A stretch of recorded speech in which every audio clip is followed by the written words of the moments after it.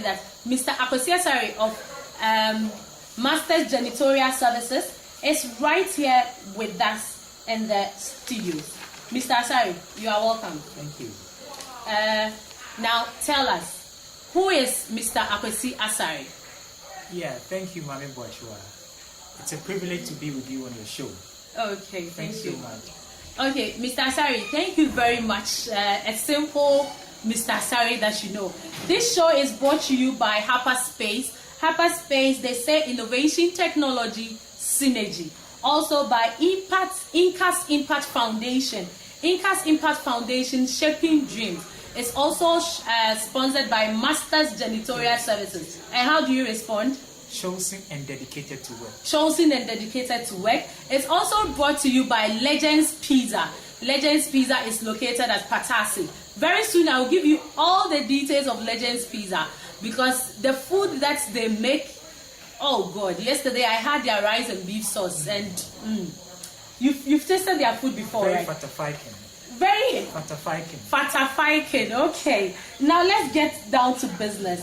There are many entrepreneurs in Kumasi and beyond. Yes, there are many of them making strides. There are many of them making impact. But do you know them? This show, FaceOff of Entrepreneurs Movement with Boakyewaah, seeks to bring to your notice these entrepreneurs, and that is why I have Mr. Akwasi Asare. Mr. Asare, tell us a little bit about your background, about your education and everything. Oh, okay. It's very simple. Currently, I hold BSc Geography and Rural Development. That's my educational background that I have right now. At the moment, I'm trying to pursue other programs or courses that backs my field of study now in terms of the geography, in terms of the cleaning that I'm doing right now. So, and I also have an association with British Institute of Cleaning Science. That's what basically I hold right now. We are still on. Okay, so that is like all that you are saying. It has nothing to do with janitorial services. Nothing at all. Okay, growing up and having all these skills, how did it all come about? My passion actually was nurtured from home. The passion for cleaning started right from home. Okay. I think it started from when I started living with my grandfather on Tech Campus. That's where all these passions started coming out. He will actually give you huge tasks to be undertaken just within the morning. You woke up in the morning, you are cleaning the whole house. His washroom, the wife's washroom, and then our own place, the kitchen, the whole house always must be neat. Okay. And that's how I started having that passion, how to keep the house in safe and under serene atmosphere. Okay. So that's how come the passion started. Okay. Sorry about that. Did you start with the cleaning, or how long have you been doing this job? For the cleaning, it's about, I would say, for the entrepreneurship, it's about 4 years or 3 years now. But the cleaning itself is about 7 to 8 years. Oh, okay. So what is the difference being an entrepreneur and then the cleaning aspect? What I'm trying to say is that commercializing the cleaning actually is about 3 years ago. Okay. But the cleaning has been underground for a very long time. Okay. For a very long time. Starting from home, after school, joining a friend who started a cleaning business, a whole year without pay, just trying to build a business. That's where it also started again. And then straight, I moved to church to do cleaning for my church for 5 years. And devoting your whole life. So that was the time for the build-up, the underground basis. Okay. So you are talking about starting 7 years and working 1 year without pay. Now let me ask you, this 7 years up to this point, tell us some of the challenges you have gone through. Yes, the challenges are so enormous. Okay. With the cleaning, what I would say, I don't know whether it's a challenge, but let me bring it because it's a very striking experience. The first time after school, when my national service within the posting, nothing was really positive, and I was alone. I left home 3rd year after school, so I was with friends, and he had started this cleaning company, and I had to join. And he told me there is no money right now coming to this business. So the point is being able to not going for any other work, but entering into a business where there is no money coming in. And this business we are entering, we are now starting. So the cleaning, we have to do it ourselves. So our first contract was formerly First Capital Plus, now Capital Bank, where you are a cleaner, a graduate being a cleaner, and then you have some of the client staff being your colleagues from school.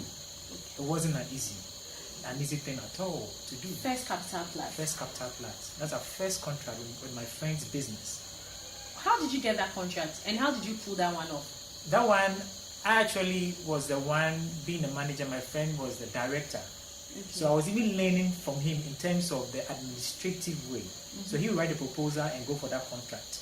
And because we are now starting, we don't have workers, we have to do the work ourselves. So they have just built that facility. And we happened to win the contract after talking to them for a while. So we won the contract and we started. So one of the challenges I experienced there was being able to kill that kind of feel that you're a university graduate, you are cleaning. So that's how it all began. So dedication. So the first challenge is that you worked a whole year without pay. Wow. And how were you surviving? I don't even know how it happened, but it was just a small monies we were kind of taking from friends. We were a group of 5 living on Gaza campus, Gaza flats. Okay. Snake flat. That's where you all live in. So from there you go and you come, and sometimes you have to borrow to even survive. But you were working. But we were still working. People thought you were working. Oh yes. And you are borrowing. We have contracts. When the money comes, we're using the money to buy the chemicals. Okay. And how did that transfer you into doing it for the church? Yes. So because I had a passion for the cleaning, we knew cleaning. We have to also help our church in the cleaning. Okay. So we believe in God to bless us. And you can't also be in church and fold your arms. So you have to start working. So we started working in church, and after some time became the janitorial head of my church. And that took a whole new level altogether, because there you meet that place, there is no kind of motivation in terms of physical cash. And that's another struggle, another challenge too. So working every day without money. And then we had a challenge of trying to build up and make it better off, yet without any motivation coming from any angle. Okay. So in church, what I did, I had to devote myself by sleeping on the floor at church, devoting everything to church. By that time, I left the business and I took church as my own private something I have to do. So doing it, there's no money coming up anyway. So sleeping on the floor, and I dedicated myself to make it better and make my church better. Wow. So with that, that's when I started gaining the experience, how to deal with people who insult you. They don't respect you, they don't regard you. University graduate, you have nothing to do, sleeping on the floor at church. Sometimes they ask you, what are you doing with your life? That's the question they ask. When you are working for God. When you are working for God. Now, let me take you, divert a little bit. Do you think sometimes young entrepreneurs, we have this thing like we are working for God, and so sometimes, quote and unquote, we do things that we are not supposed to do, or we put ourselves into situations that are not supposed to be so. Do you think so? Yes, sometimes we do that a lot of times with our love and our passion for God. Do we get it wrong? Sometimes we get it wrong because we need proper coaching. Because what I noticed was that looking at the years of my life, it took grace. Because one time I sat and said, no, these people are saying, what are you doing with your life? I've seen people going and coming in. They are making it. I'm working for God, but God is not coming down from heaven to bring me the money. God is not going to say, the opportunities are there in abundance. What he does is that he will use people to talk to you. But you can love God so much to a point that you will start blaming him.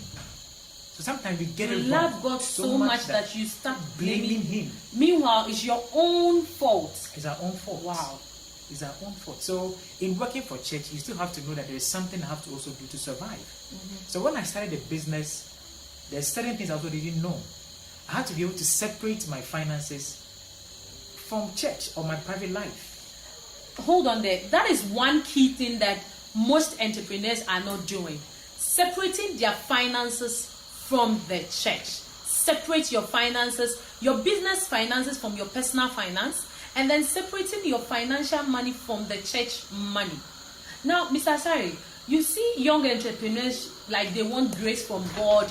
They have this pastors and everything, and they really want to know if everything is going on well. They are tithing, their money and everything, and then you the altar call or sow seed. The money is business money, and then you just put the money into it. The journey is it. I collapsed my businesses, shut up business, my cleaning businesses, because I didn't have proper coaching in terms of finances. Wow. Because it took one man of God who told me that, Akwasi, I don't believe in borrowing. It's not good for you to be in debt once you're running business. But time that I can sign fat check for churches to grow or invest into the kingdom. Wow. But it has to really build the empire to be able to sign the fat checks. But if now the money that is coming to the business, I am putting it into church, how would I be able to multiply that which God has given me? So, meaning that as a young person or a startup, you didn't have any financial management. I didn't have any of such knowledge. Wow. And I've really struggled. And you thought you were doing the work of God. Seriously. Meanwhile, you were destroying your business. So did the business survive, the one that you started? The business. What was it? Shito business, right? The shito business actually collapsed. Besides that, the debt is increasing. So just dawned on me one day that, hey, I can't continue with this thing again. You were engulfed with debt. Debt. Where was God? Sorry to the Christians out there, but you know, I just asked this question because sometimes we Christians think that we are doing the work of God by giving our money out, by giving seeds that we are not supposed to give and all that. And that is why I'm asking, where is God? And at the end of the day, we turn back to God and we blame him. Meanwhile, it's our own fault. So now let's move on. How did you find the passion or see the light to change and then go on, where is God? And at the end of the day, we turn back to God and we blame him. Meanwhile, it's our own fault. So now let's move on. How did you find the passion or see the light to change and then go on with this janitorial businesses? We are now moving into that. I think at a point, I'm the type where I observe a lot. Okay. I observe so much. But at a point I realized that if I'm not careful, because there was fear, so much fear that was engulfing my life every day. Fear? Why? Fear of debt. Debt. Oh, like a car. Okay. Because the business is, I realize that the business has a lot of prospects. I mean, you look at the future, the lives of people that I really want to touch, the young girls who are coming, who need help in my business, who I really want to touch. And I come to a point where I can't be able to really touch them the way I want to touch them because all the monies are going somewhere. So I sat down one day and said that this thing I cannot continue again because that my desire and my passion for my people, I'm not able to still meet it. You know, I'm not careful, the standard will go down and I will lose it. Because when I started having contact with big people and I realized that no, they're not doing things like that. So I have to learn from them. So you networked yourself with others who were already doing it. And then you realize they were not doing it that way. Wow. So was it that time that this janitorial services started? The janitorial service actually started when I was still sleeping on the floor in the church. Okay, because so you were sleeping on the floor, but you had passion. And you had vision. And I had vision. In fact, the way I saw that I wanted my church to be was really massive. Okay. In terms of cleaning. Okay. Our cleaning our church brought big people into our churches, into our church auditorium. Okay. People come to our washroom and they just even want to eat there.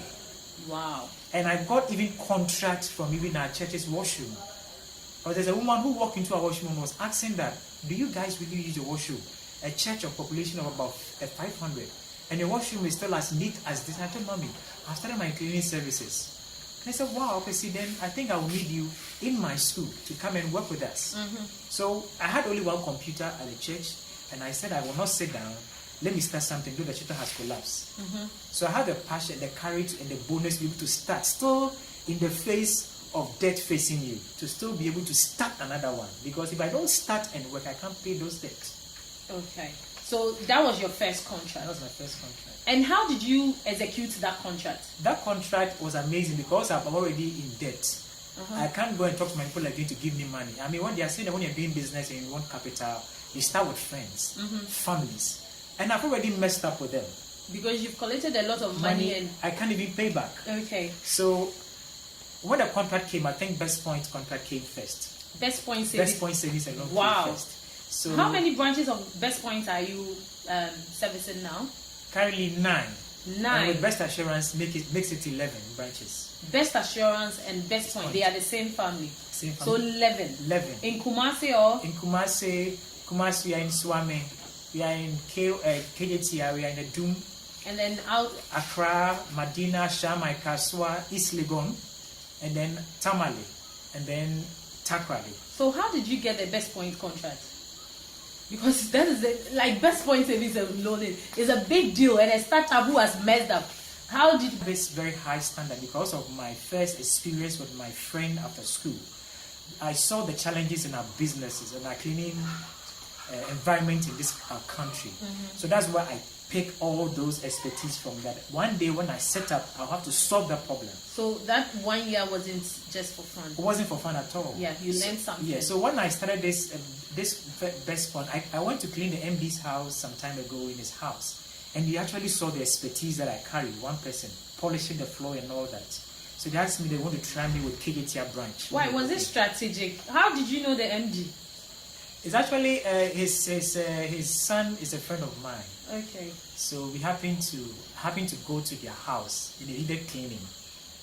And when I was going, I had my proposal and everything with me. So it was strategic. Strategic. And then you did the cleaning. I did the cleaning. Oh, Charlie. The man realized this guy is good. And it's God, because for the man to believe that just this small cleaning, he could believe that when he hands over that whole bank to me, he believes so much that I could handle. That one is just too much of trust and belief. Yeah. And I really honor Mr. Ampofu. I really acknowledge him and really respect him for that. For somebody to believe in you, at that moment, just cleaning about 5 bedrooms in his house, believe that you could handle a public place like a bank. Yes. Sometimes you need that one person to actually believe in you. That person to give you that push as an entrepreneur to move on, to get that contract, to push you to the next point. But you can't just sit down and get it. Don't just fold your arms. You have to be strategic. You have to position yourself. And I love this, Mr. Albert Opoku of Hyperspace. He always says this. He says, luck is when opportunity meets preparedness. He prepared himself 1 year with his friend when he was learning and then sleeping on the floor and working 1 year for. And then when he was going to the house, he had his proposal and everything intact. And he strategically cleaned the house to gain that contract. You're an entrepreneur there. Don't think that you will sit in your room and then you will get that contract. You have to take that one step. And then that one person coming in, that opportunity will avail itself. And that is when you call luck. This program is brought to you by Hyperspace. Hyperspace is a co-working space inside Edum Kumasi.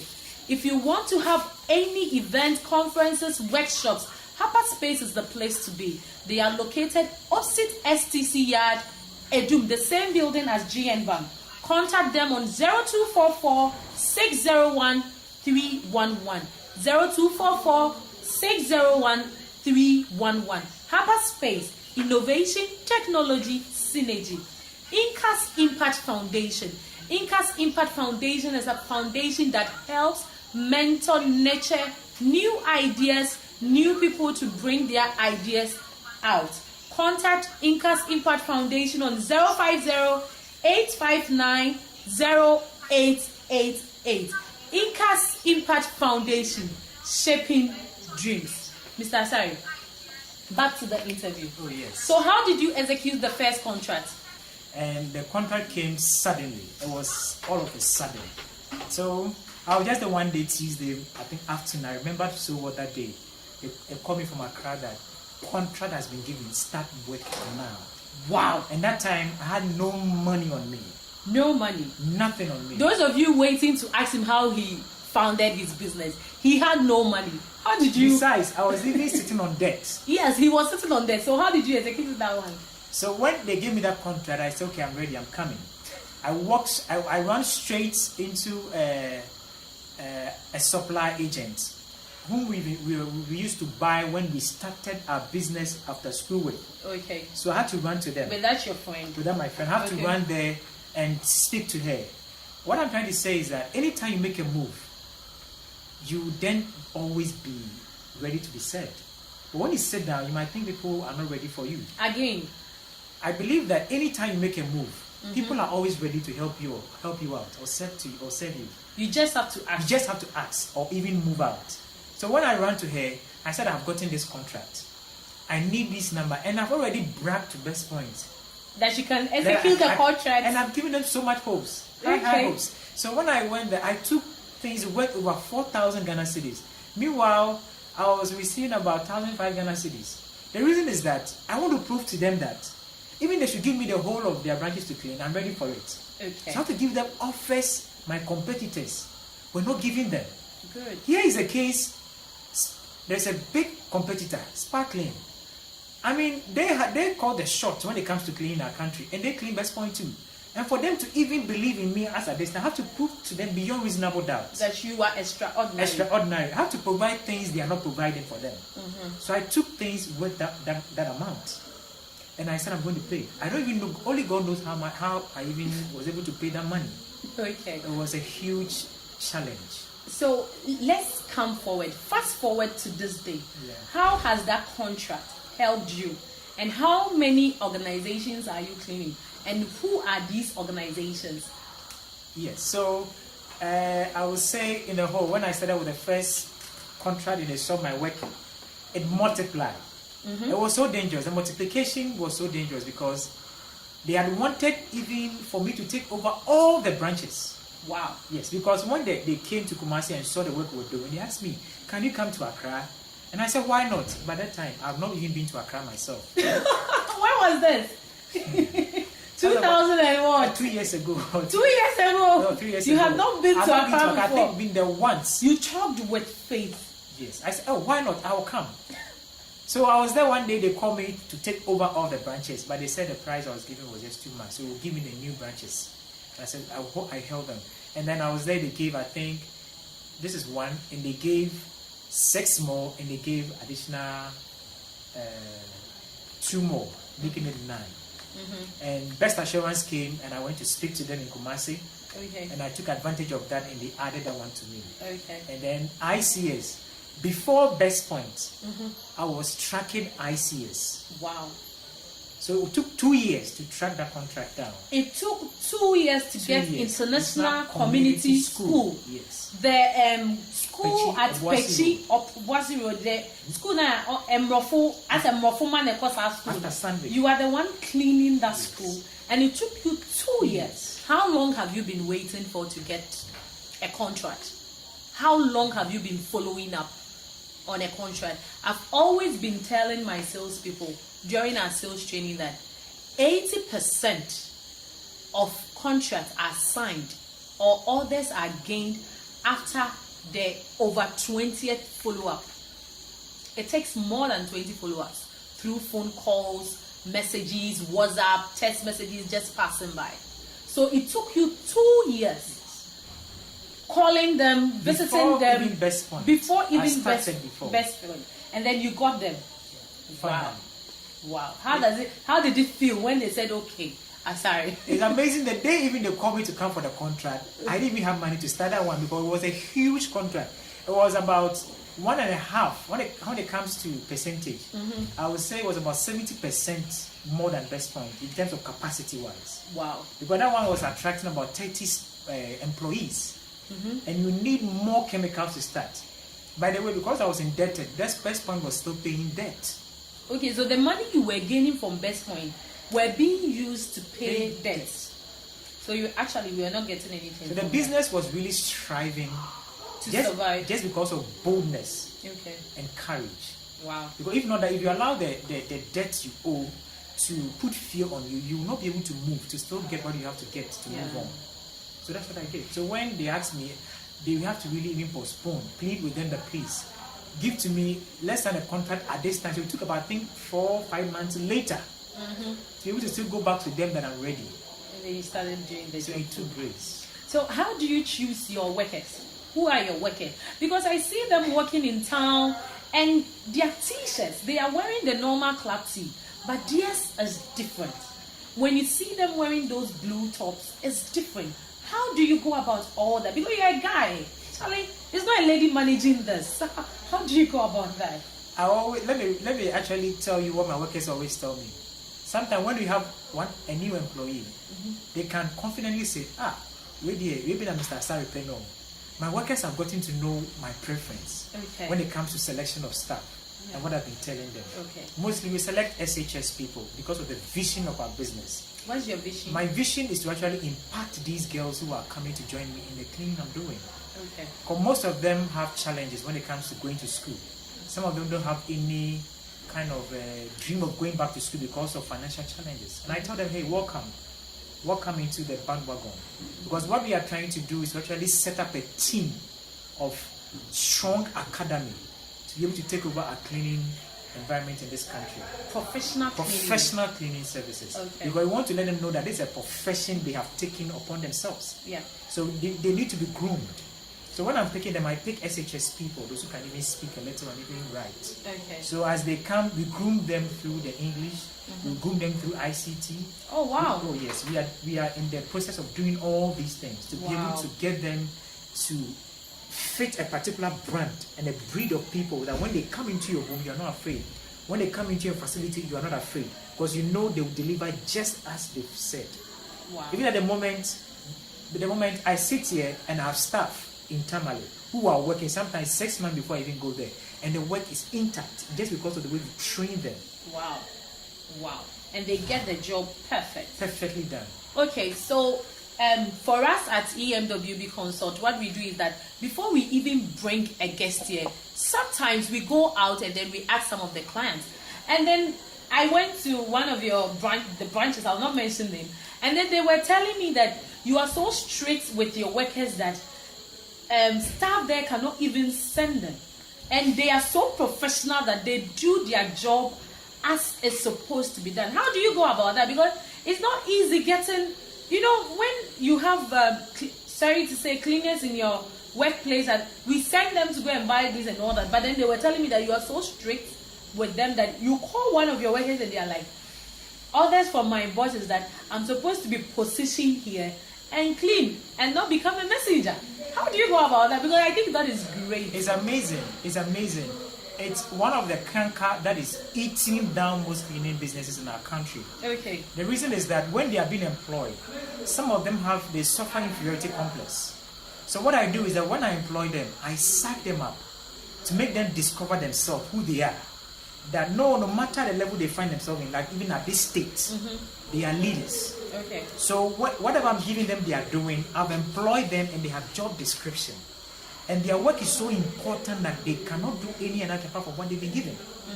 And the banker or the client staff is as equally as important as their work too. So when you go there, what you're supposed to do is to sanitize their washroom, do this, do that, and I need you to be there. They understand why they are there. And one thing too is that with my staff is that you can't really come and teach them their work because they are always on their toes. You've trained them to know their work. Okay. It's serious. It's serious.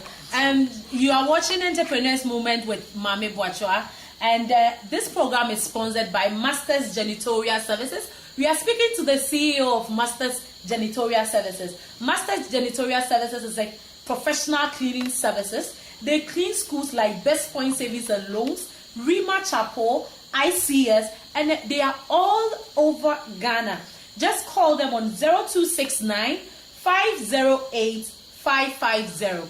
0269 508 550. We are also sponsored by Legends Pizza. Legends Pizza is a restaurant that take orders of all kinds, local and continental dishes. They are located at Patase, opposite the block house. Patase, opposite the block house, where the washing bay is.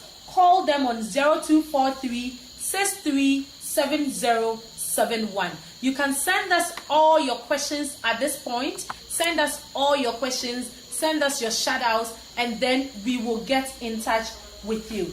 So, Mr. Asare, you've mentioned your companies so based on all these experiences that you have gone through, what would you say the lessons, list 5 lessons you've drawn out from this? What I mean by standing by what you believe in is, when it comes to your brand, when it comes to the things you set forth to see in your business, no matter how much it costs, no matter how long it will take, you still have to press on to make sure you see that.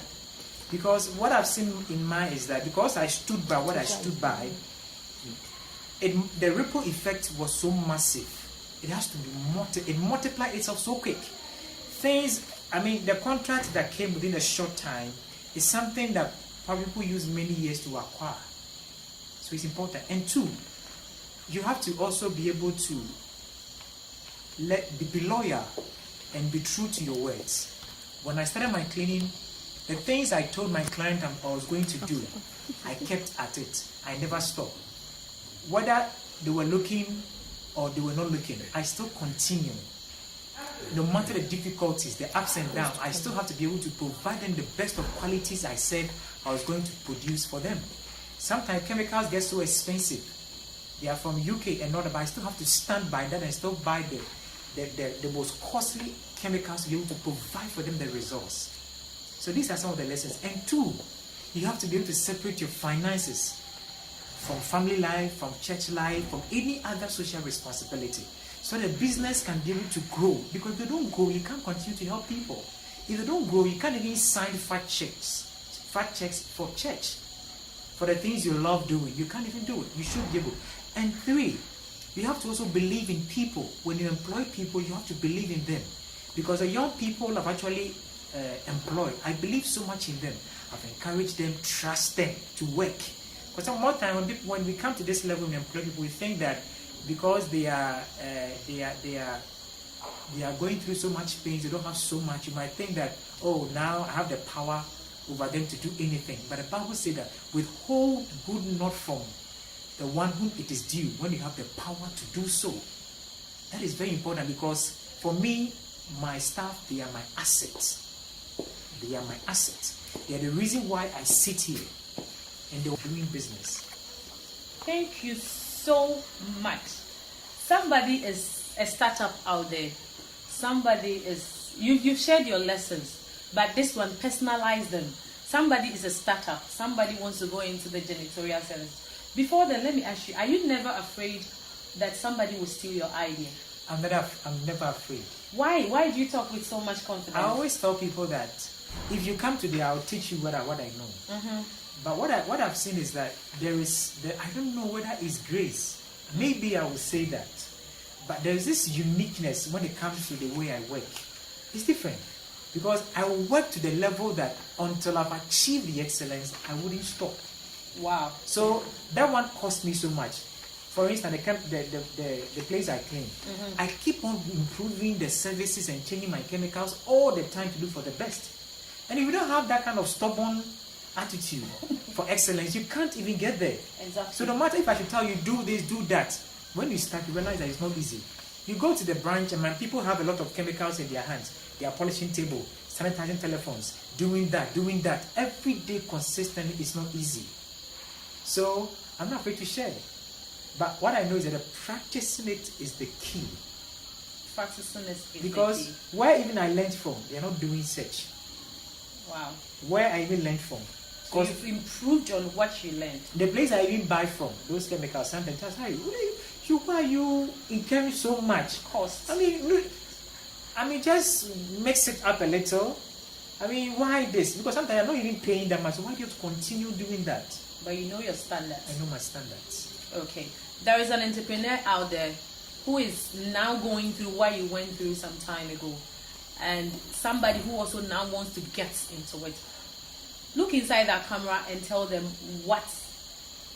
give them an advice.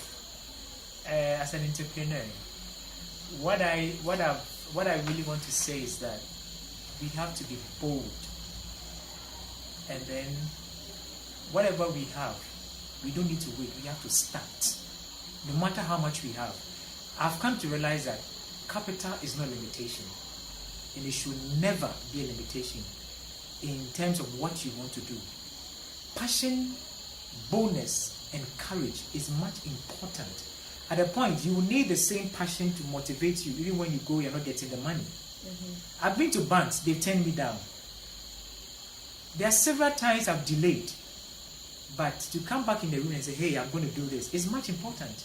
Because I believe as you pursue, and nobody will give you the money when they've not seen what you're doing. Nobody will give you the money to risk it and lose it into something you yourself, you are telling them you don't even know how it's going to work. So it's always good to start something, the little you have. Do anything or something comfortable at every stage so that you get to know the ups and downs. And when you're losing, you don't lose much. So as a startup or as an entrepreneur, you have to go all out and talk. Make noise about what you want to do. Discuss it. Don't keep quiet. Keep on talking. Just keep on talking. That's where the whole opportunities start coming up. People start, one day when somebody will get you, just keep on talking. Keep on asking. Keep on researching on the internet. I didn't know how to write a proposal. It was the internet. I sat down night and day. I get it. I didn't know how to quotation and all that. I sat down on the internet. I didn't even have a logo. I didn't even have a letterhead. I sat on the internet, did something. I didn't have all that. Talk, ask questions, go all out, do anything possible to get your vision or your dream realized. Do anything possible to get your vision or your dream realized. Where can we find you? Masters Janitorial Services shares an office with a friend at Akwasi. Shares the same office with Love Touch and Innovate. He's a designer.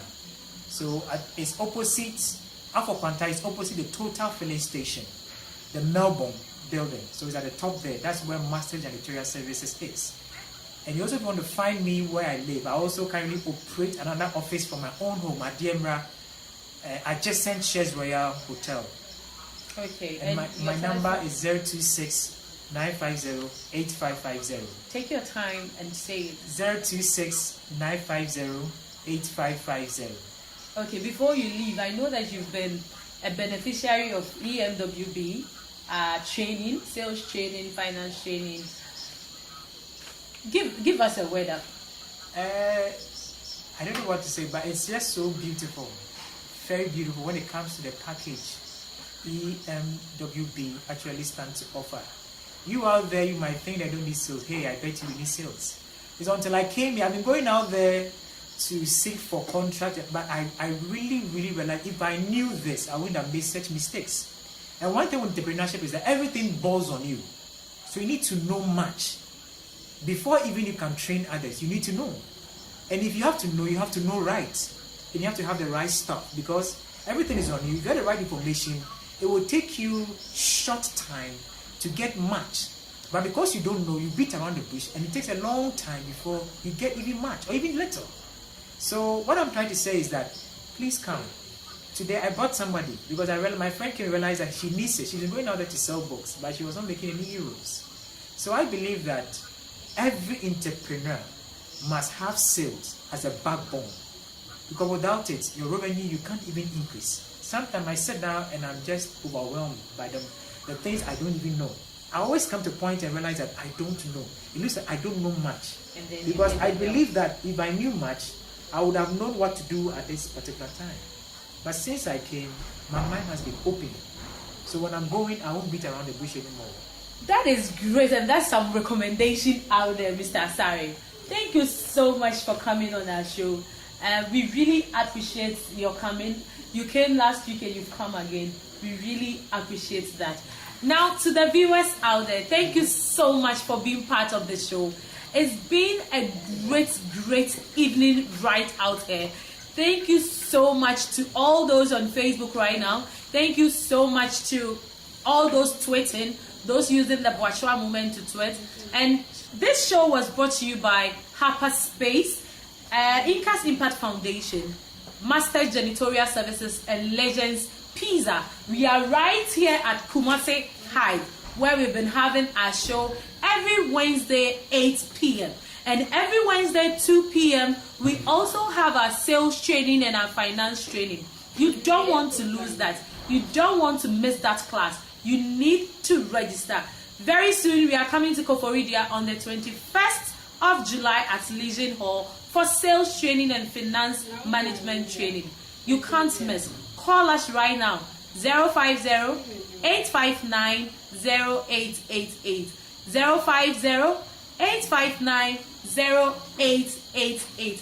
Call us to register and come for all our trainings. You can also call us to come on this show because this show is here to promote you. Now, Brian Tracy says this: I discovered that you can achieve almost any goal that you set your mind up for it. If you have discipline to pay the price, to do what you need to do, and to never give up. The discipline.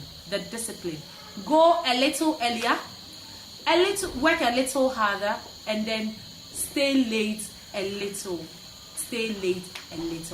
And that is discipline and paying the price. It's been a great show tonight. I've learned a lot, and I know you have also learned a lot. My name is Mame Boakyewaah, and as I always say, be a boss, date a boss to build that empire. See you same time next week, 8 p.m. Don't